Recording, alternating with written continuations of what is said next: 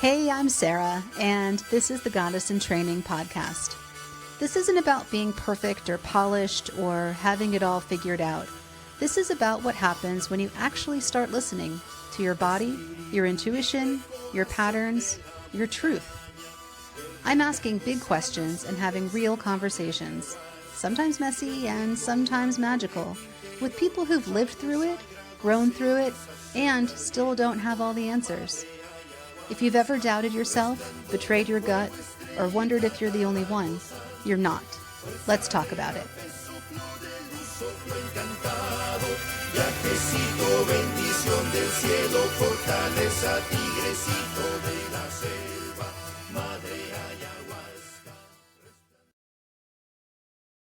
Welcome back to another episode of Goddess in Training. I'm your host, Sarah, and today, we are going somewhere deep, raw, honest, and beautifully untamed. I recently stumbled across a Substack writer whose words hit me like lightning, the kind of truth-telling that wakes something ancient inside you, the kind of woman who says the things most of us only dare to whisper, and I knew instantly, I need to talk to her. Her name is Amy Untamed, and she embodies the word in a way that is real, lived, and earned. If you've been here for any amount of time, you know this show is all about intuition, the inner knowing that rises when we strip away the noise, the conditioning, the good girl programming that keeps us small. And Amy's entire life is a testament to what happens when a woman refuses to be anything but who she truly is. She writes about self-responsibility, celibacy as devotion, feminine expression, raising your standards so high you lose people, but find yourself, and the wild, messy rebirth of a woman who finally realizes she was never meant to fit inside the world's boxes in the first place. In this conversation, Amy and I talk about healing that feels like remembering, relationships that break us open, money and worthiness, the glow-up that begins in the soul, and what it really means to choose yourself so fully that your entire life shifts to match that frequency. This episode is an invitation to come back to that part of you that has always been untamed, the part that never cared about being palatable, the part that remembers exactly who she is. So let's drop in. Welcome back to another episode of Goddess in Training. I'm Sarah, and today I am here with my new friend, Amy Untamed. I came across Amy on Substack and started consuming all of her content.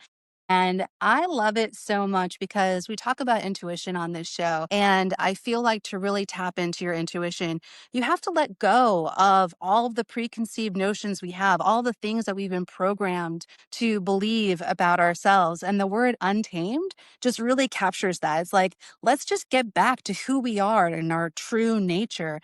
And therefore, then be able to tap in and listen to our intuition in a really radical way. So Amy, thank you so much for being here. Thank you so much for having me. I'm really excited to chat. So, okay, tell me how you became Amy Untamed. Who were you before you took on this new kind of way of being? I mean, I think I have to some level always been this person, which is why when I was playing around with names, this really fitted because I've been someone who's just always struggled with, and I'm sure you and a lot of your listeners can relate to this, I've just struggled with Earth. I've struggled with kind of the quote unquote matrix way of living and just fitting into mainstream society. Like I've never, ever been able to do it. Even like as a small toddler, I was always very unfiltered, said what I want, wore what I want, did what I want, and was just confused by the way other people were living. I was like, I don't understand it, like what's going on. And, we're very open about it now, but like just really didn't feel like I fit into my family at all. I was like, who are these people? Why are we not on the same wavelength? And so I think we all go through a period of conditioning that kind of gets stripped out of us. When we go to school, when we're in our 20s, all of this stuff. There was always an element of me that was the same, but the more that I went on the spiritual path and the more that I went on the healing path, I just realized how it wasn't about really learning anything new at all. It was about just continuing to go back to that tiny version of me who just didn't care and did what she wanted. And so when I started showing up on social media and wanted to really find my people who also felt this way, it just felt very fitting, that name. So yeah, that's how it came about. And so what does untamed really mean to you today in this moment? Untamed to me just means like the rawest, truest version of you. And I know that literally can change second to second because we're so multifaceted and multidimensional and we're always changing and evolving. But like coming back to myself over and over again and saying like, is this true for me? Consuming as little as possible so that my channel can stay as clear as possible and I can just keep coming back to that over and over again. And, I'm sure you relate to this, but like just coming back into my body over and over again and asking myself, like, what do I need? What feels good for me? What's true for me? And with that is usually a lot of just very primal expression. And I say primal, that doesn't necessarily mean it has to be like loud or big, but the way we move our bodies and the noises that we make and the things that we say, if you actually remove questioning, is this right? Is this how other people would behave? Blah, blah, blah, blah, blah. And you actually just allow yourself to be, that to me is untamed. Thinking about an animal, thinking about our ancestors back in the caves or wherever, like they weren't like thinking, oh, should I say this? Like, oh, if I make this noise, are people going to think I'm weird? Like, and just fully embracing that, regardless of the fact that other people in society around you are not going to get that. Talk more about your journey, your healing journey. What kinds of modalities found you? I often say, I think in my own experience too, I wasn't necessarily seeking things out, but things came to me and just kind of confirmed that this is what I'm supposed to be doing in this period of time. And then after the fact, you realize, whoa, that really was what I needed to get to the next level. What are the different types of things that came to you that got you where you are right now? So my journey has been very long because I've had a 7-year, being careful with my words here, but it has been a struggle, let's face it, a 7-year struggle with chronic health issues at points which have left me completely housebound and debilitated for months. So I have tried a lot of things. And I will just say, like, I'll preface it by saying everything had a place, everything, served a purpose. But I can honestly say that nothing has been a game changer more than subconscious reprogramming, specifically a tool called Faster EFT. And it's different to normal EFT where you just say, I accept myself and let this go. Within this modality, you go back to core memories that have shaped beliefs and emotions. You remove the emotion from them and you rewrite them into something more positive. So it's a chunkier process. That is something that I do religiously every day. And it has no doubt been the biggest needle mover in terms of health, happiness, my expression, like everything, because everything that we do is based on past experiences, which have then formed beliefs. I've done a lot of other stuff. I went through like quite a big plant medicine phase and lots of somatic healing. I've tried various therapies, but nothing at all changed the game like this, and I will use it forever. And it's one of those things where it's like I can just catch myself so quickly, because if I have a belief, say I was coming on this podcast and I had a belief and I was like, oh, I'm not going to be very good, or I'm nervous, whatever, I can change that. And the power isn't in someone else's hands. I don't have to book a session. I learned how to do the level 1 on myself. You can work with a practitioner. But I think what I've realized about these modalities is whatever you can do to equip yourself is the most empowering thing, and regulate yourself in that moment so you don't have to like reach out for something. And that is what this tool gave me. Yeah, all healing is self-healing. I tell people when they come to me as a client, as a transition doula, I'm not really doing anything. It's really just asking the questions and giving you permission to do things that you wouldn't necessarily do, and to think about things in a different way to unlock things within yourself, because ultimately we create our own realities. When you talk about removing emotion when you're practicing in this way, what does that actually mean? And because I struggle with the role of emotion in our lives, because it can be so helpful, it can be so connective, but at the same time, we oftentimes fixate on emotion in a really unhelpful way, and then assign a story to an emotion that can then keep us stuck. So when you say remove emotion and then look at the scenario in a different way, what does that actually mean? So I understand your point, but you've got to think this modality, you are specifically going back to things that have had a negative impact on you.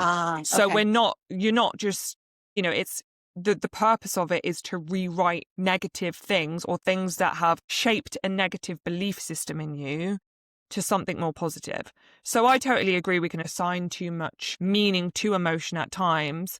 But if there is something that is subconsciously re-triggering you over and over and over again, in your nervous system, you're going into fight or flight or freeze or whatever, you can change that. And so what this does is you're going back to some sort of negative emotion or memory.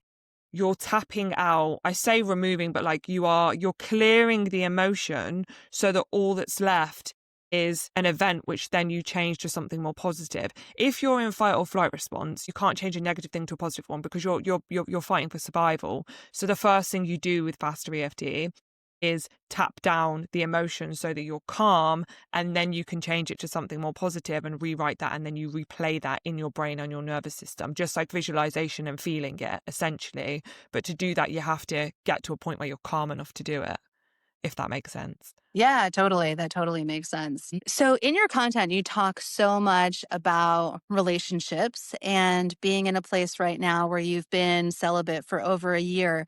Talk about what that means to you and how that has helped your healing journey. Yeah.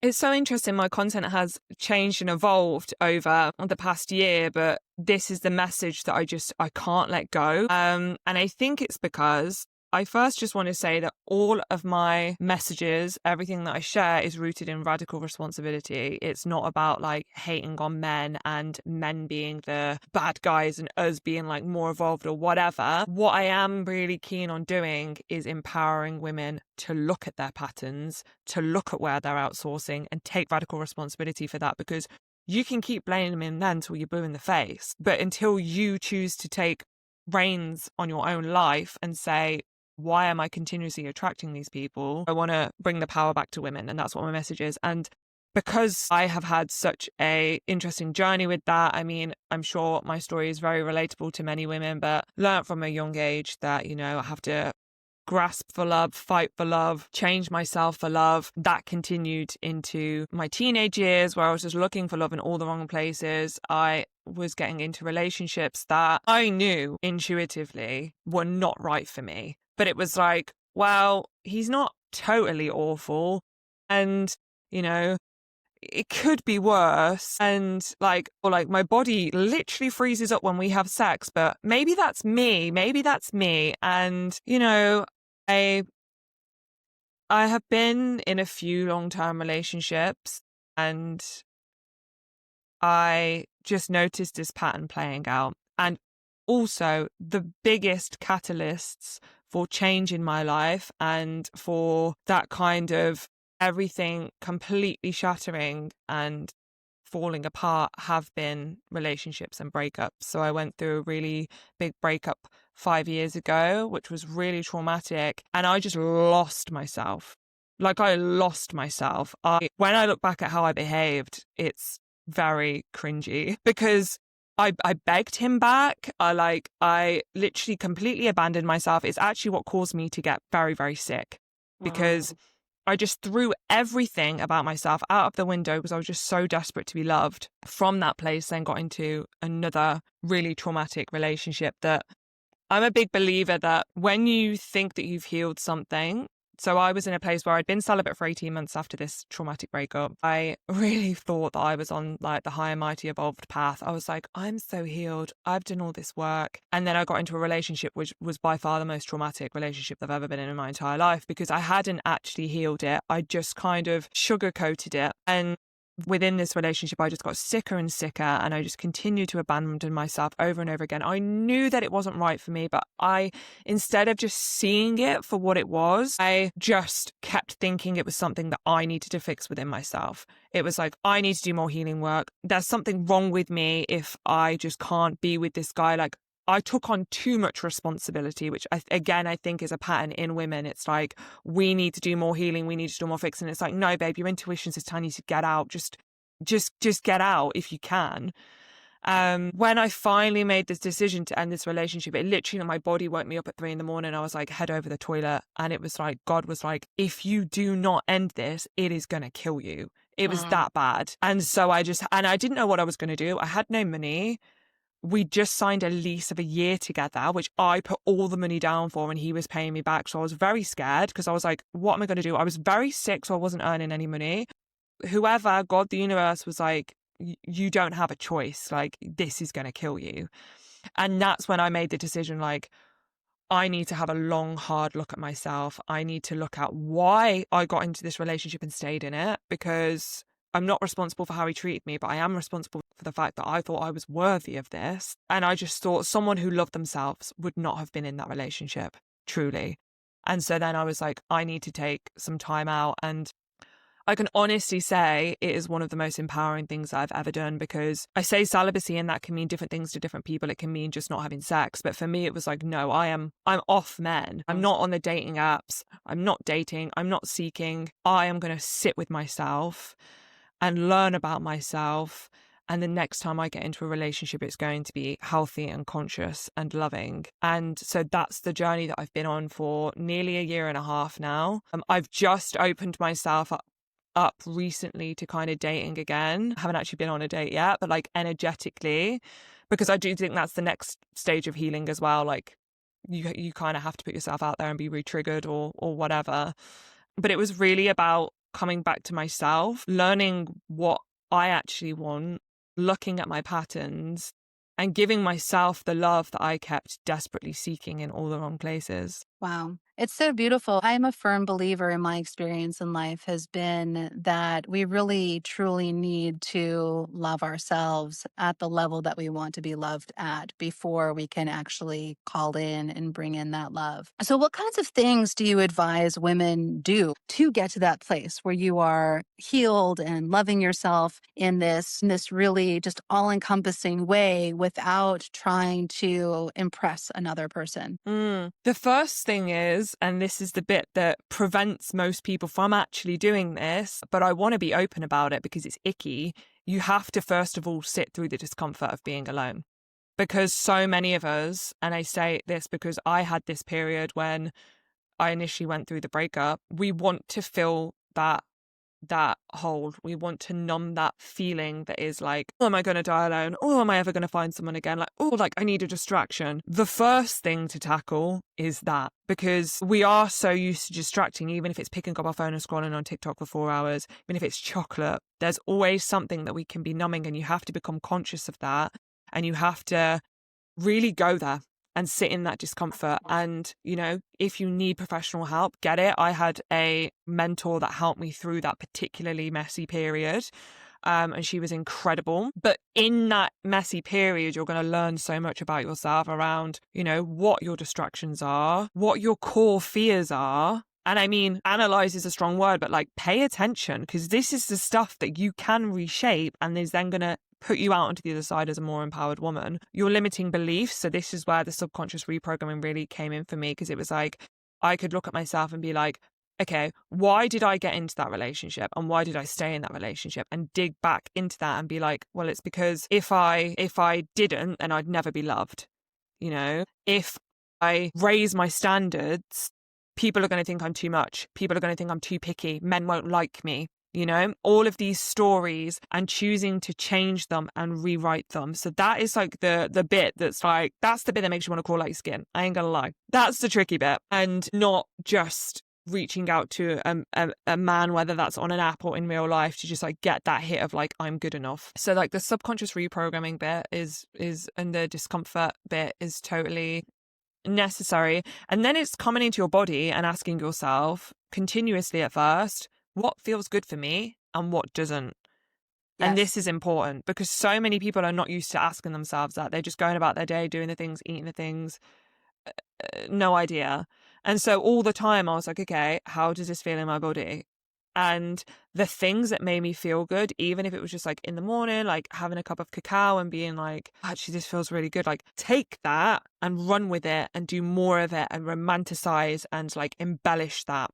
And then the things that don't feel good for you, you have to start looking at that. If you're around people that don't make you feel good, you've got to start setting boundaries. You've got to start protecting your energy. you've got to start having conversations with people about the kind of support that you do need, how they can give it to you. This isn't necessarily about like, social media. And I even did a post today around like sometimes it's absolutely necessary to block people, because it is. I am pro blocking, but having those conversations and taking responsibility and being like, okay, if you want to, how can I keep this person in my life and have a two-way dialogue so that they know where I'm at and they know what I need. And then if there's people that really don't make you feel good and you need to take space, again, you need to have that conversation. And then just starting to build your world around what feels good for you, prioritizing yourself, which women are taught not to do. We're taught that it's selfish. We're taught that it's something bad's going to happen if we prioritize ourselves, but you have to prioritize yourself above everything. If you've got kids, obviously, prioritize your kids. That's the caveat, but above everyone else. Becomes so selfish.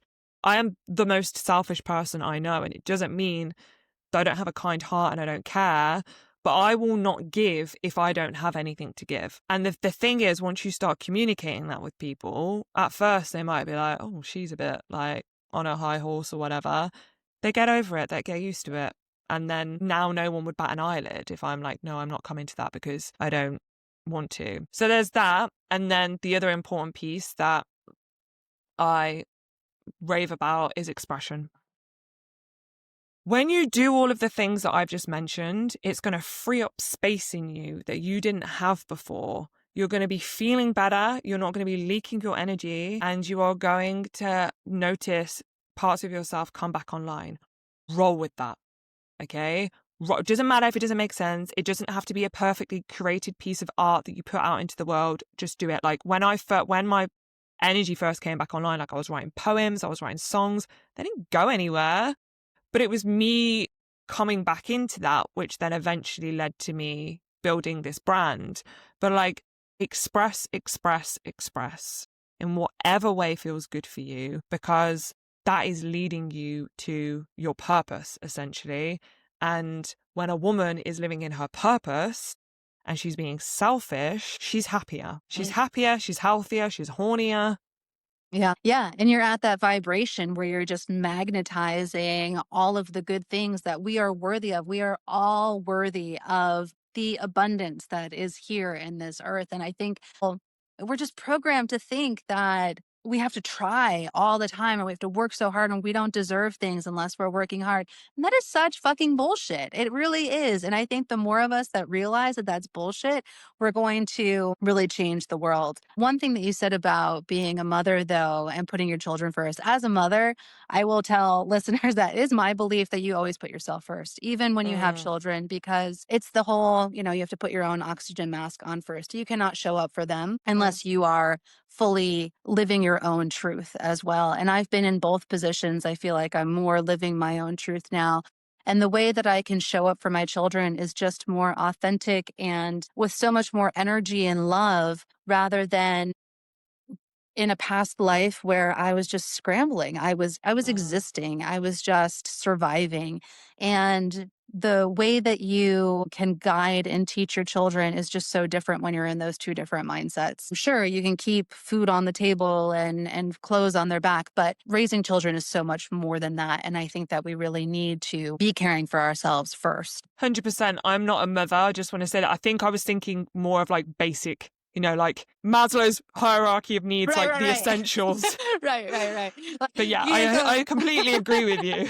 You can't be like, okay, baby, you just need to sit there screaming while I go into my meditative space. Yeah, obviously. Although there were moments, oh my gosh, where maybe it would have been better for me to take that shower rather than like respond to the screams that were actually just in my head and not actually in real life. But that's how we are just such givers. I think that that's something that we shouldn't turn away from. But the way that you describe coming back into ourselves by creating, I think is so important. I believe as women, we are vessels and we are meant to create. And like you said, it doesn't have to be for a purpose. And just the action of creating something from ourselves is so healing, and it is our true nature. So I know you've created this wonderful brand, but what else? What else are you creating in your life? I mean, in terms of like tangible things I can tell you, I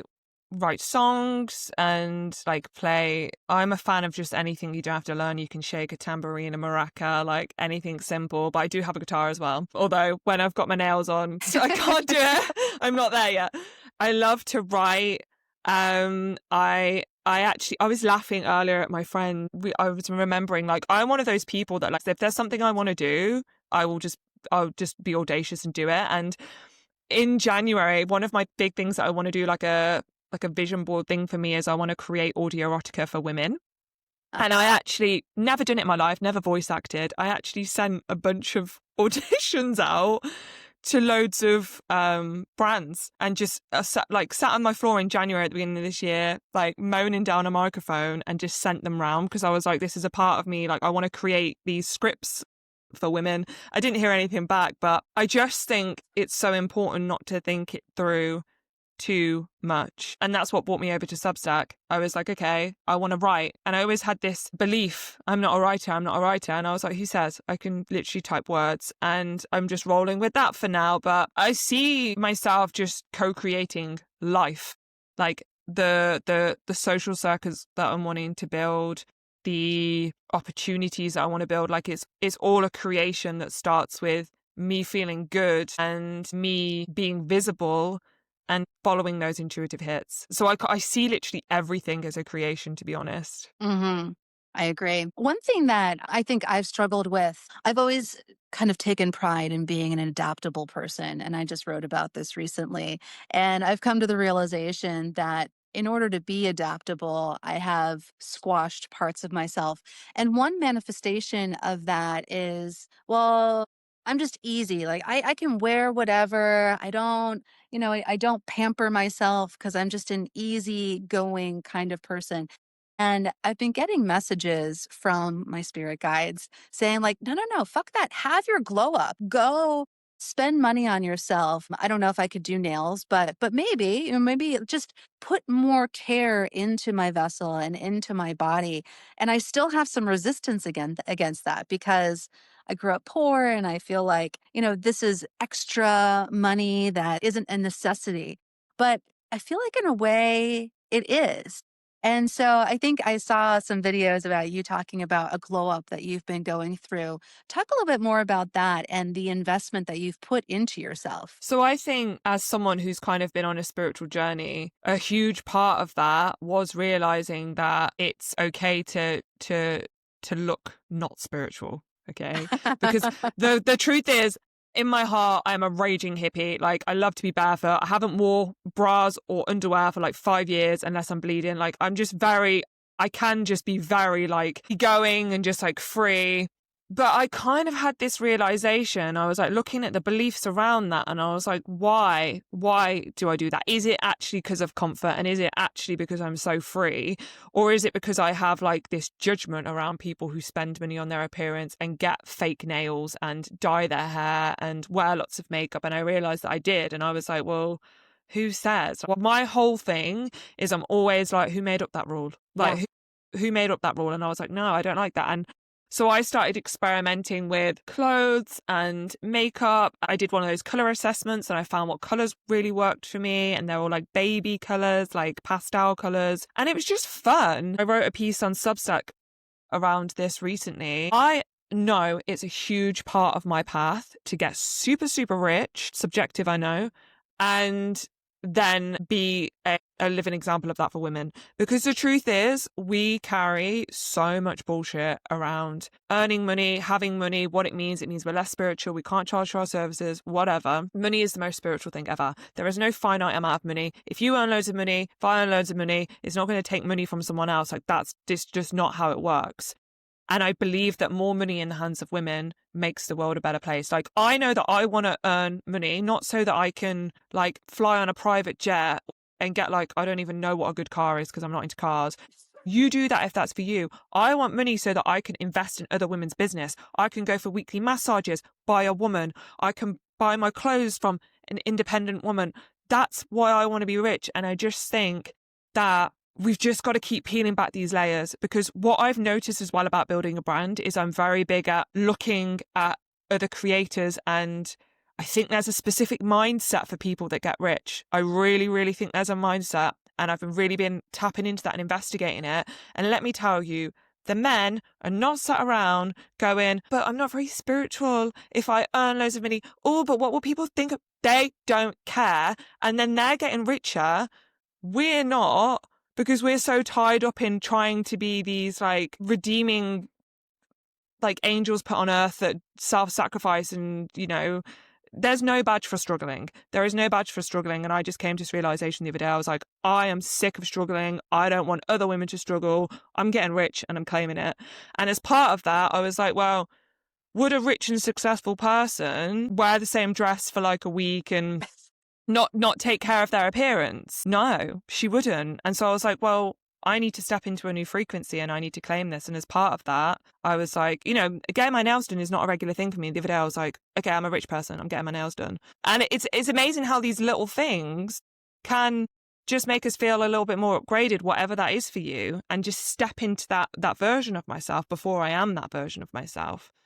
So I am also in this space where I am trying to call in abundance, and I was given this frequency of abundance in this plant medicine journey, and I felt it come into my body, but then immediately I started thinking about, well, what's the difference between feeling like I am worthy of all of the abundance that is available in this world and entitlement? And I got stuck in this loop because we put down people who walk through this world expecting things to come to them, right? But there's a nuance, there's a difference. And I think it's in the intention. And what you said was so beautiful about wanting to uplift other people. That's exactly what I would do that's exactly what I will do. And I think that these words that we use are so important when we're stepping into this new space. But when I do receive the abundance, that is what I will do with it. I will help uplift other women. And it's not entitlement. Do you still have resistance in that way that you're working through? Yeah, I think it will be ever evolving and ever changing, because we can do all the work prior to this. So I can do all the work to, clear the limiting beliefs and visualize myself rich. But then when that money actually comes in, there'll be a new layer to work through. I'm sure there'll be shame, there'll be guilt, there'll be imposter syndrome, whatever. And it's like, just keep working through it and keep expanding and keep showing my nervous system that it's safe to do all of these things. But the truth is, I'm sat listening to you and I'm like, okay, so say I do feel entitled to money and abundance. Is that really an awful thing? I don't know. I constantly look at myself through the lens of men.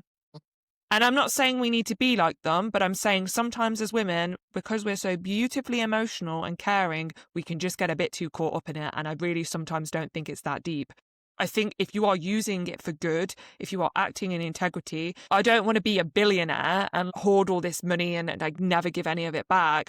But if I want to earn money and I want to spend it on plastic surgery, or I don't even know, like something that most people would be judgmental about, is kind of not my shit. Yeah. And I know that sounds really cocky, but I've just really started to think a little bit more like a man around money. I really have, because as women, and this is another reason why I want to be rich, we can so often find ourselves in very sticky situations because we don't have money and the men do. And I say that because I have been in situations where I have not been able to walk away because I have not had money. And I wish I had thought more like my boyfriends did at the time. Because what happened, and this is another pattern that I noticed, the two previous relationships that I had, in the relationships, I nurtured them while they were building something. They were both building personal brands. They were both building businesses. I nurtured the shit out of them, made them dinner, emotionally supported them. All of this stuff, none of them asked me to do. I take responsibility. Get to the breakup. They're minted. I'm broke. And it happened to me twice. And I thought, no, I will never stop being a caring and considerate person, but I also learnt to get a bit of a thicker skin and to just catch myself a bit more. Why am I overthinking this so much? Because they got rich because they weren't overthinking and they were prioritizing themselves. And I was like, well, if that's what I need to do.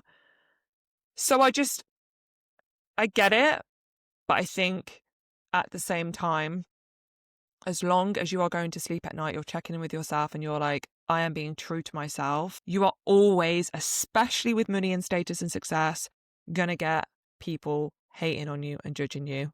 And you kind of just have to get over it. Yeah. Yeah, exactly. Because I think it's all just meant to take this frequency away from us. I often think back to, and I don't know what's exactly historically accurate, but I think about Cleopatra, and she's this epitome of this woman who was so intelligent and just absorbed so much knowledge, but also unapologetically leaned into beauty and adorned herself with gold. And I feel like she's this model of maybe what we should be leaning into. Mm, And I think that there is something to even physical possessions in this world having a frequency. And you think about gold in particular, how it's so highly valued. Many, many months ago, my spirit guides were like, go get some gold. And I was like, well, gold is so high right now. I can't get gold right now. That doesn't make any financial sense to buy gold right now.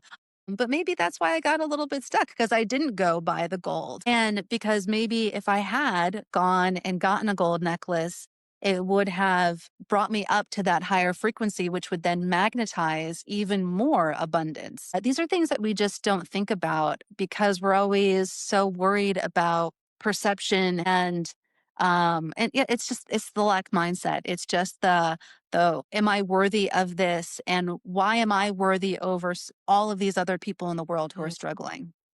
And I just want to come back because something's just come through to me about this entitled piece as well when you talked about Cleopatra.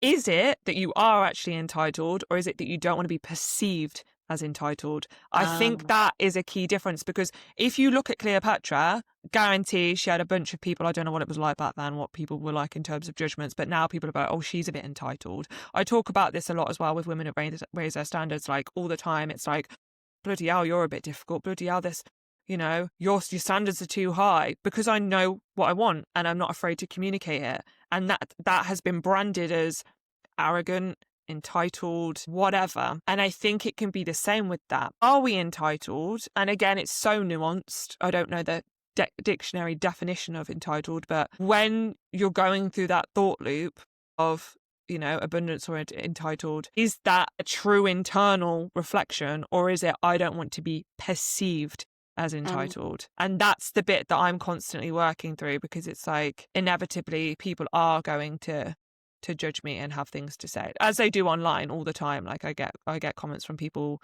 and I can't control how I am perceived. The only thing I can do is sit with it afterwards and being like, is that true for me?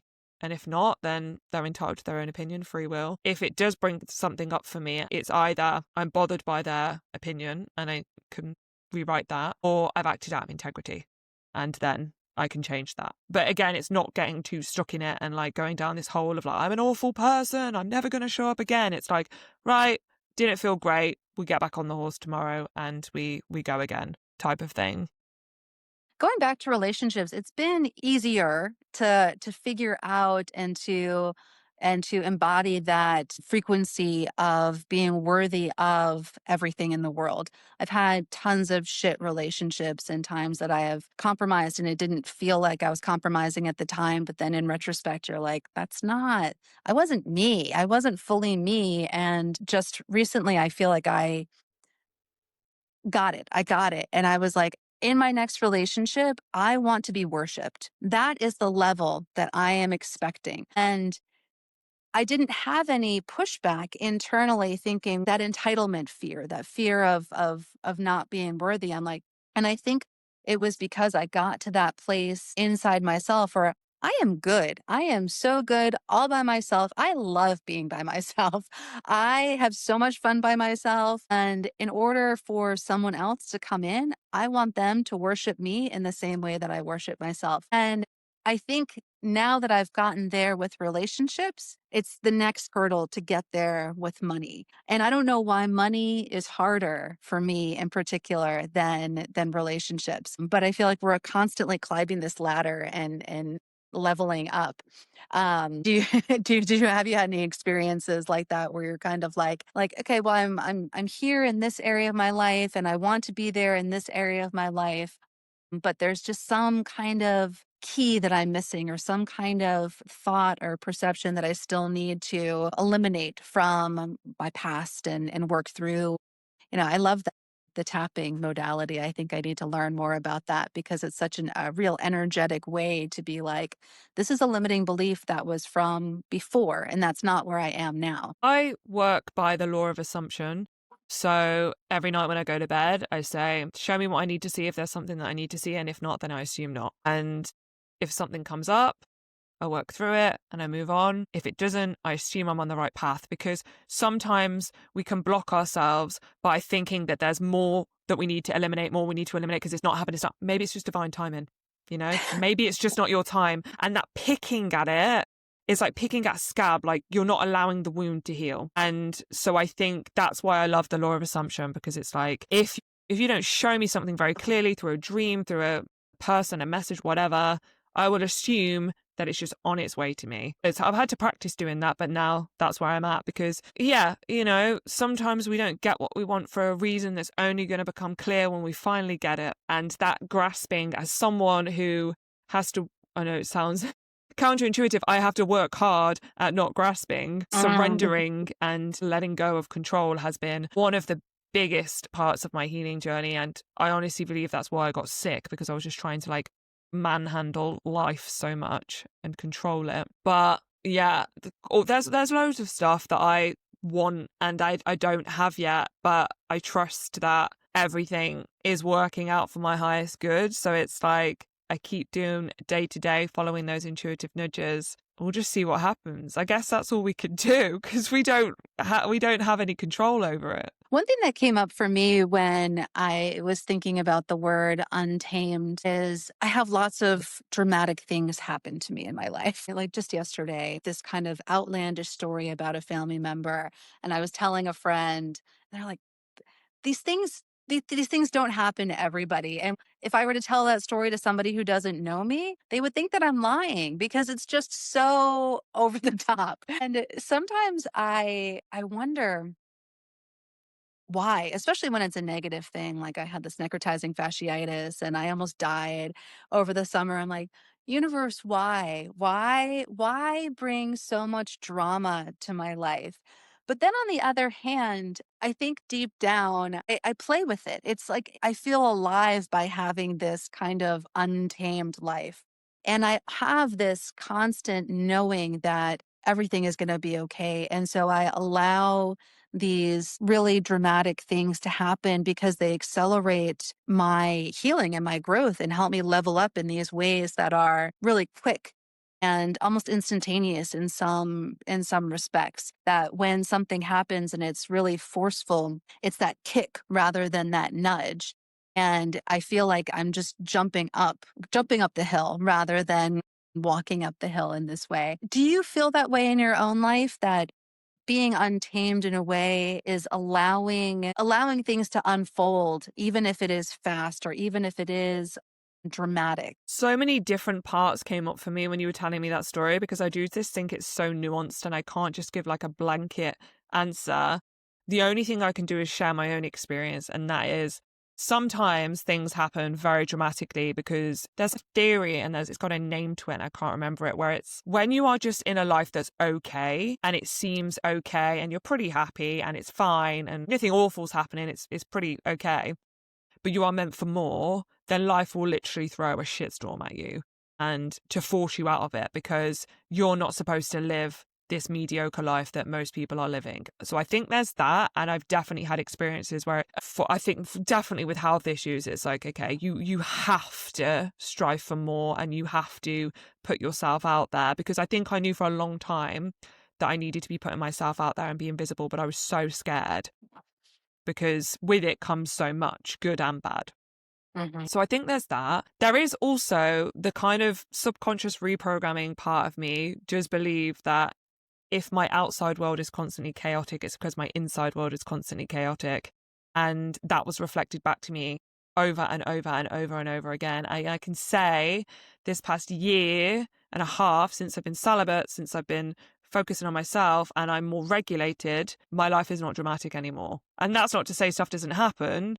Right. But it was carnage before. It was non-stop drama. And now sometimes if I do get like a little flurry, I'm like, okay, I'm just going to pause and I'm just going to check in with myself, because I believe that And again, this is nuanced because if a war breaks out, it doesn't mean that it's a reflection of me. I'm just talking about, specifically if things are just happening around me, I am like, okay, what's going on? And I check in with myself. So I think there's that. And then there is just sometimes things just happen.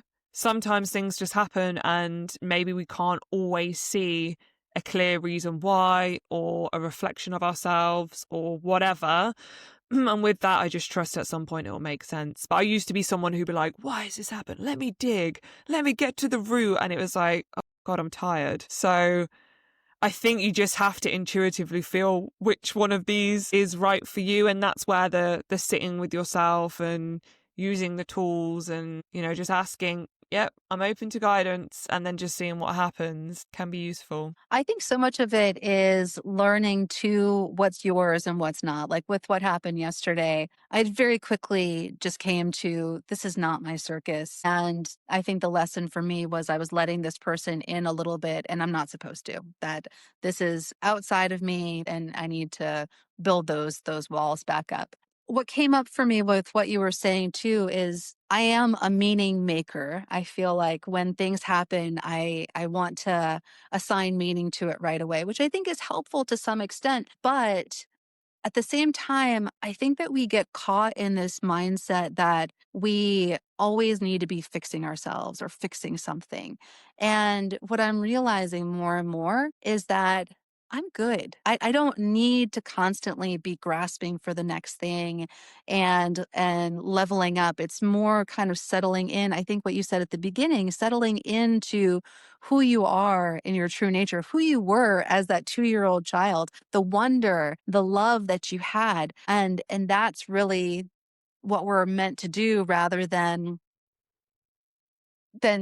even healing. I kind of cringe at a little bit. It's like it's not really a healing, it's really a remembering of who we are. I totally agree. And I think the thing with meaning is I'm really big on talking about closure because I just think it's not real, to be honest.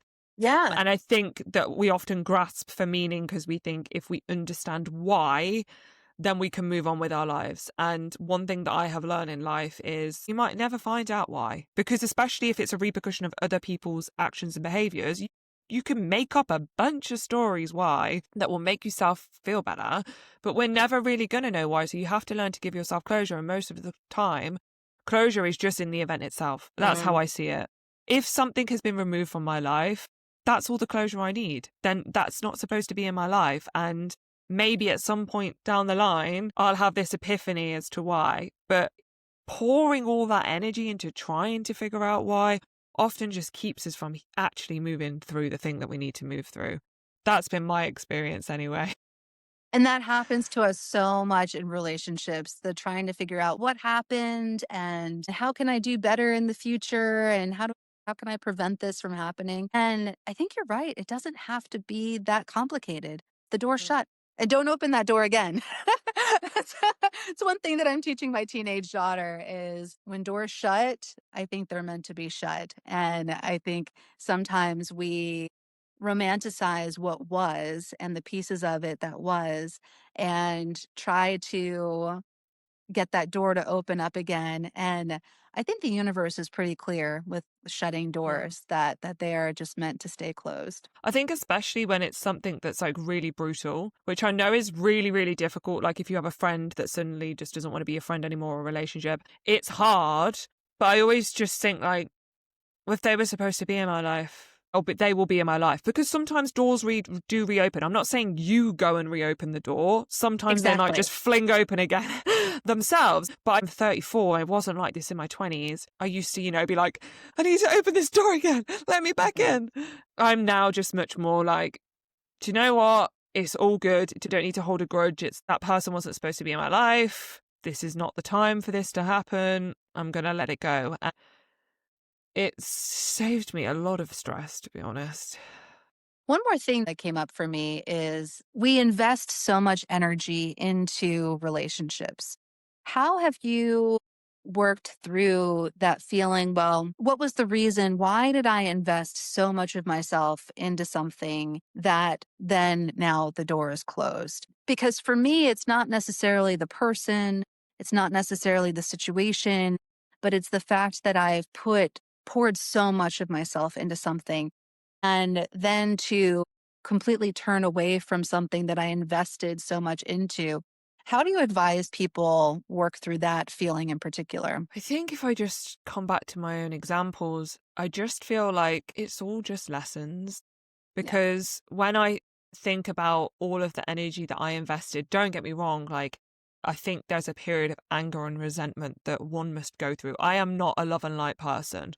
I'm a be positive and feel good as much as possible, but I am a feel your feelings and go to the shadows Yeah. person. And I think use that as fuel. So if I think back to myself, like, why did I invest all that energy? What, it's so much wasted time, but all of that feeling, allow yourself to feel it and then transmute it into, well, I'm not going to do that again.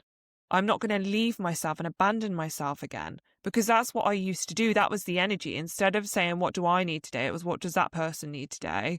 And then give them all my energy. And that pattern will just continue. It's becoming aware of it and choosing to redirect and transmute that energy into something else. And for me, it was transmuting it into my own self-care, my own healing, my own finding out what I do like and my own expression and creation. And I just think it's never really wasted, because it might feel it, but if you choose to look at it afterwards and make some changes and decide that you're not going to behave that way again, then it's not wasted, because I'm so excited to get into my next relationship. Like, I'm so excited because all of this work that I've done, and it's not going to be perfect and shit's still going to come up and I'm still going to get triggered. Like, we're human, but I'm in such a solid place that I just know I won't accept less than what I'm giving myself. So I'm like, how amazing is this relationship going to be? And it's only because I went through those really traumatic breakups and relationships that I'm now in this place. And now I'm going to have the healthiest, best relationship of my life next time. Like, how cool is that? And that is because of me, because I chose to look at myself. And I just think that's it. It's all perspective. Go to those places, be angry, be mad, but come out the other side and just choose a different path, essentially, in a nutshell.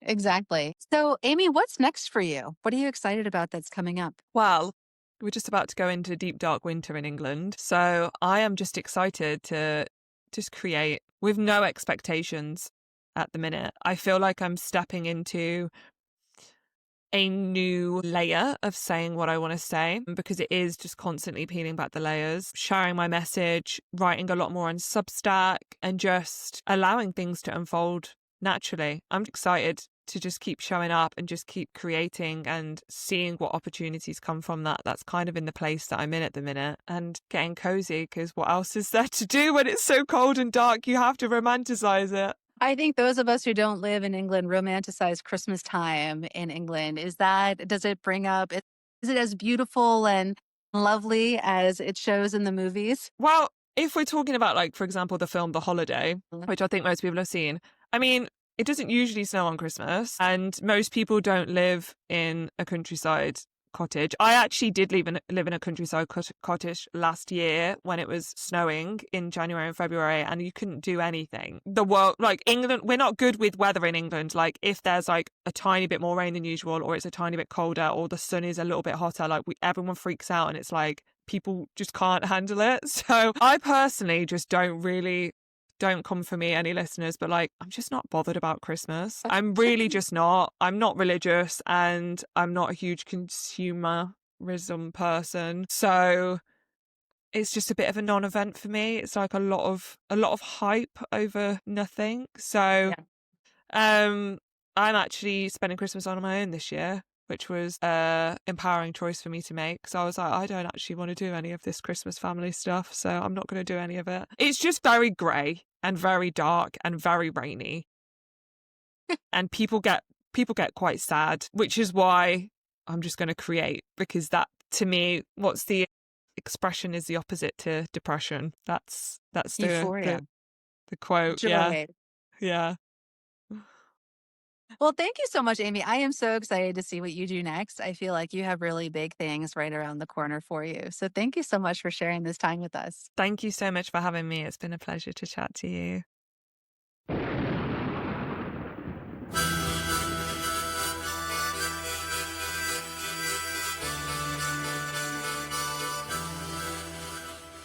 Thank you for tuning in to Goddess in Training. I hope something in this episode stirred your knowing or softened your heart. If it spoke to you, share it with someone who needs it, or leave a review or comment to help others find us. If you're watching on YouTube, please like this video and subscribe to the channel. If you want to hear more conversations like this, please consider supporting Goddess in Training on Patreon. For more tools and offerings to deepen your intuition practice, visit goddessintraining.online. You can also join the Scroll of Seshat on Substack for twice-weekly stories of how I followed my intuition. The music for Goddess in Training is Madre Ayahuasca by Arkawa, and you can find more of his music in the link to his website in the show notes. Remember, your intuition is not a mystery, it's a memory. Keep listening.